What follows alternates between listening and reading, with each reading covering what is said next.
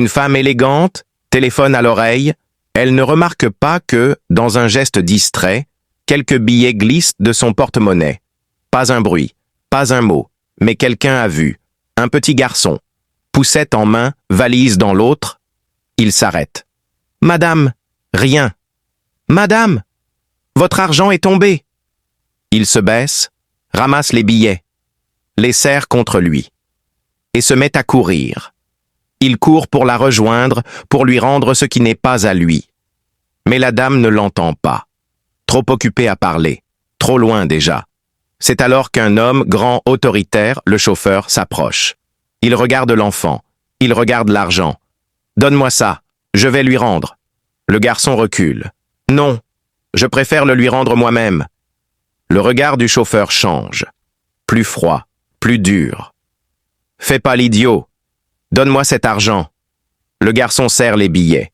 « Je veux juste le rendre à la dame. C'est tout. » Alors, le ton monte.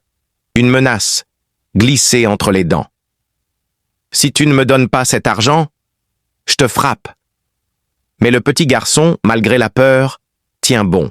« Je veux le lui rendre moi-même. » Un silence. Puis, d'un geste rapide, le chauffeur lui arrache l'argent des mains. Il le glisse discrètement dans sa poche et reprend son calme, comme si rien ne s'était passé. Pendant ce temps, la dame se retourne enfin. Elle appelle le garçon. Elle l'a vu. Elle a compris. Mais le chauffeur insiste. Il veut contrôler la situation. Il s'interpose. Il tente de calmer les choses. Mais la vérité commence à émerger. La dame interroge le garçon, doucement, avec bienveillance. Et le petit, d'une voix tremblante, lui dit tout. La peur se lit sur le visage du chauffeur. Il comprend. Il est trop tard. Alors, que va-t-il se passer? La dame croira-t-elle le petit garçon ou cédera-t-elle aux paroles du chauffeur? Et l'argent finira-t-il entre de bonnes mains? Ce qui suit va tout changer. La voiture s'arrête.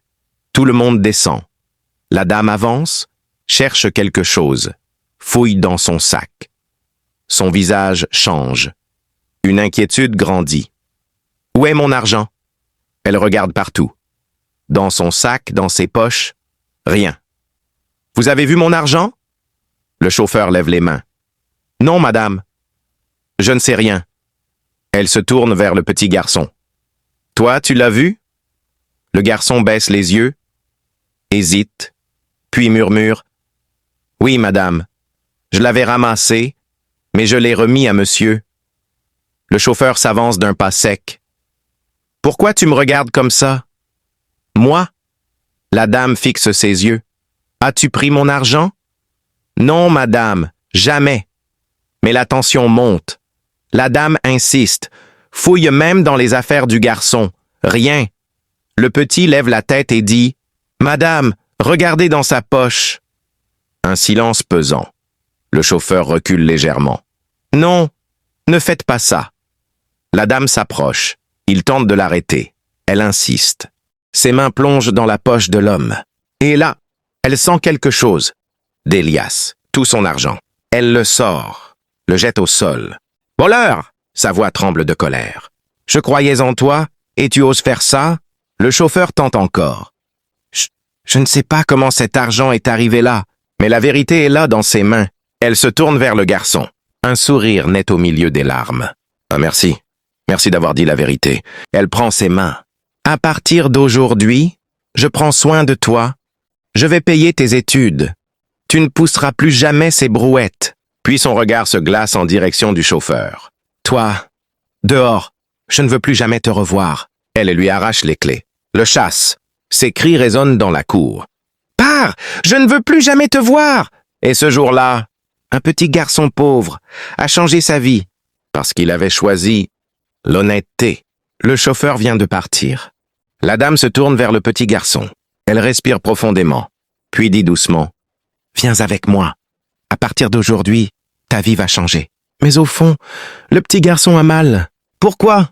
Parce qu'au début, elle n'avait pas cru en lui. Elle lui ouvre pourtant la porte de sa maison. Il entre timidement. Quelques minutes plus tard, Ils sont devant une petite maison en tôle. La dame rencontre la mère du garçon.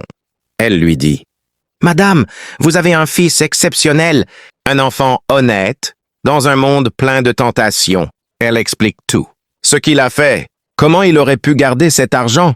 Et pourtant, il a choisi la vérité. Les yeux de la mère se remplissent de larmes.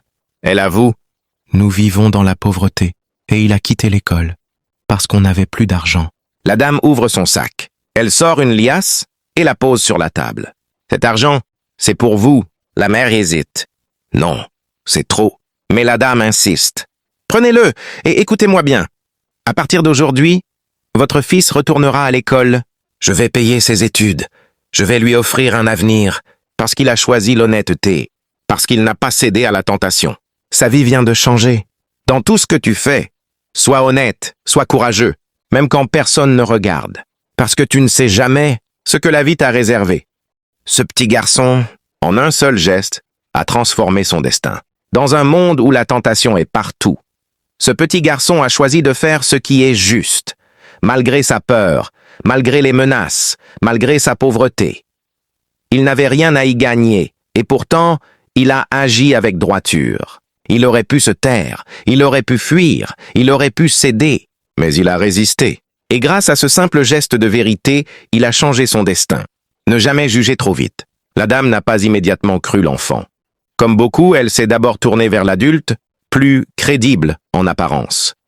Et pourtant, c'était l'enfant qui disait vrai, le pouvoir du courage silencieux. Le petit garçon n'a pas crié, n'a pas menti, n'a pas frappé, il a tenu tête calmement avec une force morale rare. Un acte de bonté peut en inspirer un autre. Touchée par son geste, la dame a décidé de transformer la vie de ce garçon et de sa famille. Devait-elle pardonner au chauffeur? C'est une question complexe. Mais dans le contexte du récit, où le chauffeur a volontairement menti, manipulé et menacé un enfant, il est compréhensible qu'elle ne lui ait pas pardonné immédiatement. Il n'a montré ni remords, ni reconnaissance de ses actes. Le pardon peut venir, mais pas sans vérité, ni changement de cœur. Dis-moi en commentaire ce que tu penses. Devait-elle pardonner au chauffeur ou l'expulser? Et surtout, abonne-toi pour ne rien rater des prochaines histoires vraies qui changent des vies.